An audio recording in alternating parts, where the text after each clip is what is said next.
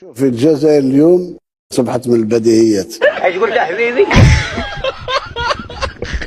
ثانيا البلاد راحت. واد عينك الله لا انت ولا الحكايه. لا اله الا الله محمد رسول الله. لا حول ولا قوة إلا بالله. صح بلادك تغضبك معليش نصلحوا الامور. مزيان. نتمنى ان شاء الله باش الامور تتغير. والله يدير تويد الخير. وهذا التشردم اللي رانا فيه اليوم يعاود يرجع قوه ويرجع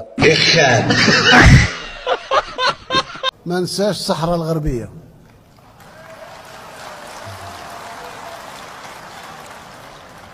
الشعب الصحراوي ما نتخلاش عليه. يا زبي مد امر روح دير حرب مع المروح. ها تخاف ها خواب ها شعلوا فيك النار عاد. عندهم طائرات بدون طيار يا ربك جايين من تل ابيب. يضربوك يقلبوا الجزائر قطاع غزه.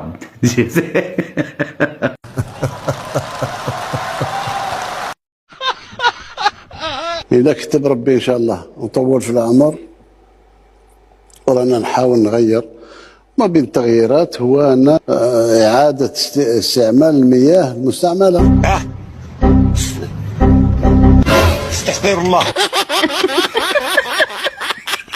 هذا يدفعنا للسؤال عن العلاقة بشكل مباشر بينكم وبين المغرب. عارفين الجزائر وعطيناها قيمة أكثر منا احنا. لا هذه كاينة. الناس أعداء ما جهلوا. الأخوة بين دول ماهيش نتاع جوساسة ولا نتاع كذا ولا نتاع كذا.